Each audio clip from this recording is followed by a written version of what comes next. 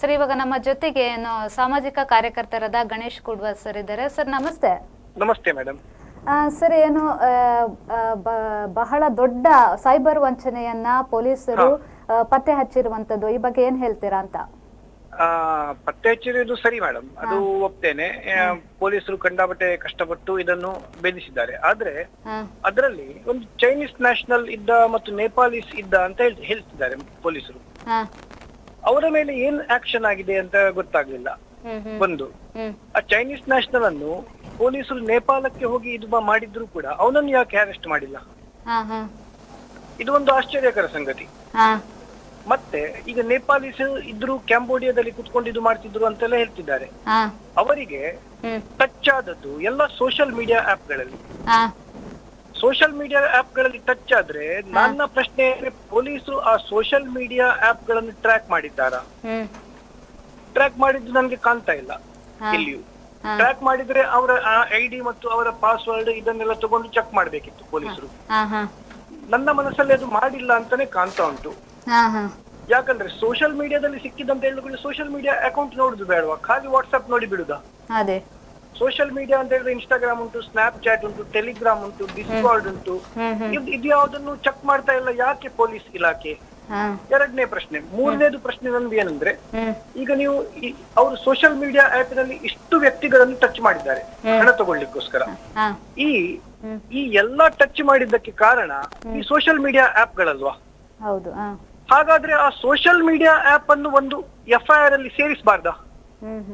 Instagram ನಿಂದಾಗಿ ಇವರಿಗೆ ಪರಿಚಯ ಆಗಿ ಹಣ ಕಳ್ಕೊಂಡದ್ದು ಅಂತ, ಅಥವಾ ಟೆಲಿಗ್ರಾಮ್ ಇಂದಾಗಿ ಅಂತ ಈ ಕಂಪನಿಗಳ ಮೇಲೆ ಆಕ್ಷನ್ ಮಾಡಿದ್ರೆ ನಾಳೆ ಕೂಡ ಬೇರೆ ವ್ಯಕ್ತಿಗಳು ಕೂಡ ಇಂಥದೇ ಸೋಷಿಯಲ್ ಮೀಡಿಯಾ ಬಳಸಿ ಇದು ಮಾಡ್ತಾರಲ್ವಾ? ಸೋಷಿಯಲ್ ಮೀಡಿಯಾಗಳು ಈ ಬಗ್ಗೆ ಸೀರಿಯಸ್ ತಗೊಳ್ಳಿಲ್ಲ, ಯಾಕಂದ್ರೆ ಅವರ ಮೇಲೆ ಯಾವುದೇ ಆಕ್ಷನ್ ಇಲ್ಲ. ಹಾಗೆ ಪೊಲೀಸ್ ಇಲಾಖೆಗೆ ನಂದು ರಿಕ್ವೆಸ್ಟ್ ಏನಂದ್ರೆ, ಒಂದು, ಆ ಚೈನೀಸ್ ನ್ಯಾಷನಲ್ ಅನ್ನು ಇದು ಮಾಡಿದ್ದಾರೆ ಅಂತ ಸುಧೀರ್ ಕುಮಾರ್ ರೆಡ್ಡಿ ಅವರು ಹೇಳಿದ್ದಾರೆ. ಹಾಗಾದ್ರೆ ಏನು ಆಕ್ಷನ್ ಮಾಡಿದ್ದಾರೆ? ಅವನ ಮೇಲೆ FIR ಮಾಡಿದ್ದು ಚೈನಾದಲ್ಲಿ ಅಥವಾ ನೇಪಾಳಲ್ಲಿ ಮಾಡಿದ್ದಾರೆ, ಅದರ ನಂಬರ್ ಅನ್ನು ಅದು ನಮ್ಮ ನ್ಯೂಸ್ ಅಲ್ಲಿ ಕೊಡ್ಬೇಕಲ್ವಾ ಚೆಕ್ ಮಾಡ್ಲಿಕ್ಕೆ? ಇಲ್ಲಾಂದ್ರೆ ಹೇಗೆ ಗೊತ್ತಾಗುದು ಹಿಡ್ದಿದ್ದಾರಾ ಬಿಟ್ಟಿದ್ದಾರಾ ಅಂತ? ನನ್ನ ಪ್ರಕಾರ ಹಿಡ್ದಿಲ್ಲ ಅಂತ, ಯಾಕಂದ್ರೆ ಪ್ರೂಫ್ ಕಾಣ್ತಾ ಇಲ್ಲ ಹಿಡ್ದದವನನ್ನು. ಹಾಗಾದ್ರೆ ಇವರು ಇನ್ವೆಸ್ಟಿಗೇಷನ್ 50% ಮಾತ್ರ ಮಾಡಿದ್ದಾರೆ ಇವರು. ಈ ರೀತಿಯ ನಂಗೆ ಸಂಶಯ ಬರ್ತದೆ. ಯಾಕಂದ್ರೆ ಈ ವ್ಯಕ್ತಿಗಳು ನನ್ನ ಪ್ರಕಾರ ಈಗ ಕಸ್ಟಡಿಯಲ್ಲಿದ್ದಾರೆ, ಪೊಲೀಸ್ ಕಸ್ಟಡಿಯಲ್ಲಿ. ಇನ್ನು ಒಂದು ವಾರದೊಳಗೆ ಬಿಡುಗಡೆ ಹೊಂದಿ ಹೋಗ್ತಾರೆ. ಮತ್ತೆ ಇವರು ಅವರನ್ನು ಸಮನ್ಸ್ ಕೊಡ್ಲಿಕ್ಕೆ ಎಲ್ಲಿ ಬಿಹಾರ, ಎಲ್ಲಿ ರಾಜಸ್ಥಾನ್, ಎಲ್ಲಿ ನೇಪಾಳಕ್ಕೆ ಇವರು ಹೋಗಿ ಸಮನ್ಸ್ ಕೊಟ್ಟು ಬರ್ತಾರೆ. ಅವರ ಆ ವ್ಯಕ್ತಿಗಳು ಇಷ್ಟು ಬೇಗ ಬಿಟ್ರೆ ಅವರನ್ನು ಮತ್ತೆ ಹೇಗೆ ಹಿಡ್ಕೊಂಡು ಬರ್ತಾರೆ ಇವರು? ಕೇಸಿಗೆ ಅವರು ಎಪಿಯರ್ ಆಗುದೇ ಇಲ್ಲ. ಇಂಥದ್ದು ಸಾವಿರಾರು ಕೇಸ್ ಆಗಿ ಆ ಕೇಸ್ ನಿಲ್ಲುದಿಲ್ಲ. ರಿಕವರಿ ಕೂಡ 1,38,00,000 ಕೊಟ್ಟವರಿಗೆ 7 ಕೋಟಿ ಮಾತ್ರ ರಿಕವರಿ ಆಗಿದೆ ಅಂತ ಹೇಳುವಾಗ ಉಳಿದದ್ದನ್ನು ಯಾಕೆ ಇವರಿಗೆ ಮಾಡ್ಲಿಕ್ಕಾಗಿಲ್ಲ? ಇನ್ವೆಸ್ಟಿಗೇಷನ್ ಸರಿಯಾಗಿಲ್ವಾ? ಕ್ರಿಪ್ಟೋ ಕರೆನ್ಸಿಗೆ ಟ್ರಾನ್ಸ್ಫರ್ ಮಾಡಿದ್ದಾರೆ ಅಂತ ಇವ್ರು ಹೇಳ್ತಿದ್ದಾರೆ, USTD ಕರೆನ್ಸಿ ಅಂತ ಇವರು ಸುಧೀರ್ ರೆಡ್ಡಿ ಅವರ ಇದರಲ್ಲಿ ಉಂಟು ನ್ಯೂಸ್ ಐಟಮ್ಗಳಲ್ಲಿ. ಆ ಕ್ರಿಪ್ಟೋ ಕರೆನ್ಸಿಯನ್ನು ಯಾಕೆ ಟ್ರೇಸ್ ಮಾಡಬಾರ್ದು? ಇವರನ್ನು ಈಗ ಹಿಡಿದ ವ್ಯಕ್ತಿಗಳ ಹತ್ರ ಮಾತನಾಡಿ ಅವ್ರ ಹತ್ರ ಬಾಯಿ ಬಿಡಿಸ್ಬೇಕಿತ್ತಲ್ವಾ ಇದನ್ನೆಲ್ಲ? ಅಂದ್ರೆ ವಿಚಾರಣೆ ಮಾಡ್ತಾ ಇರಬಹುದು. ಇಲ್ಲ, ವಿಚಾರಣೆ ಮಾಡಿ ಇನ್ನು ಕಸ್ಟಡಿ ತಗೊಂಡ್ರು. ಇಷ್ಟುವರೆಗೆ ಆದದ್ದನ್ನು ಚೈನೀಸ್ ನ್ಯಾಷನಲ್ ಎಲ್ಲಿ ಹೋದ? ಅವನನ್ನು ಯಾಕೆ ಬಿಟ್ಟಿದ್ದಾರೆ? ಅವನನ್ನು ಹೆಸರು ಕೂಡ ಮಾಡಿಲ್ಲ. ಅವನ ಹೆಸರು ಗೊತ್ತಾಗುದು ಬೇಡವಾ? ಇದು ಯಾಕೆ ಮಾಡ್ತಾ ಇಲ್ಲ ಅಂತ ವಿಚಾರಣೆ ಆಗ್ತಾ ಉಂಟು. ರನ್ನಿಂಗ್ ಒಪ್ತೇನೆ ನಾನು, ವಿಚಾರಣೆ ನಡೀತಾ ಇದ್ರು. FIR ಮಾಡಿ ಆಲ್ರೆಡಿ ಕೋರ್ಟಿಗೆ ಅವರನ್ನು ಪ್ರೊಡ್ಯೂಸ್ ಮಾಡಿ ಕಸ್ಟಡಿ ತಗೊಂಡಿದ್ದಾರೆ ಪೊಲೀಸರು. ಆದ್ರೆ ನಾನು ಹೇಳುದೇನಂದ್ರೆ, ಪೊಲೀಸರಿಗೆ ಒಂದು ಗೈಡ್ ಲೈನ್ಸ್ ಅಲ್ಲಿ ಇನ್ಸ್ಟಾಗ್ರಾಮ್ ನ ಮೇಲೆ ಇದನ್ನು ಸೇರಿಸಬೇಕು. ಯಾಕಂದ್ರೆ ಇವರಿಗೆಲ್ಲ ಪರಿಚಯ ಆದದ್ದಲ್ಲಿ ಒಂದು ಸೋಷಿಯಲ್ ಮೀಡಿಯಾ ಎಲ್ಲಿ ಪರಿಚಯ ಆಗಿದೆ ಆ ಎಲ್ಲಾ ಸೋಷಿಯಲ್ ಮೀಡಿಯಾ ಕಂಪನಿಗಳ ಮೇಲೆ FIR ಅಲ್ಲಿ ಹೆಸರು ಹಾಕ್ಬೇಕು. ಆಗ ಮಾತ್ರ ಇವರಿಗೆ ಇನ್ಸ್ಟಾಗ್ರಾಮ್ ನವರು ಇದನ್ನು ನಿಲ್ಲಿಸ್ಲಿಕ್ಕೆ ಆಗ್ತದೆ ಚೆಕ್ ಮಾಡಿ. ಅವ್ರು ನಿಲ್ಲಿಸ್ತಾ ಇಲ್ಲಲ್ಲ. ಇಷ್ಟು ಎಲ್ಲಾ ಕೇಸ್ಗಳಲ್ಲಿ ಸಾವಿರಾರು ಜನ ಮಂಗ ಆಗುದು. ವಾಟ್ಸ್ಆಪ್ ಅಲ್ಲಿ ಫೋನ್ ನಂಬರ್ ಸಿಗುದಿಲ್ಲ ಯಾರದು, ಸಿಗುದೆಲ್ಲ ಇನ್ಸ್ಟಾಗ್ರಾಮ್ ಮತ್ತು ಇದ್ರಲ್ಲಿ ಎಲ್ಲ. ಇನ್ಸ್ಟಾಗ್ರಾಮ್ ಕನೆಕ್ಟ್ ಮಾಡಿ ಡೈರೆಕ್ಟ್ ಮೆಸೇಜ್ ಅಲ್ಲಿ ಅವರ ನಂಬರ್ ತಗೊಂಡು ಇನ್ವೆಸ್ಟ್ಮೆಂಟ್ ಆಪರ್ಚುನಿಟೀಸ್ ಅಂತ ತಗೊಳ್ತಾರೆ ಇವರೆಲ್ಲ.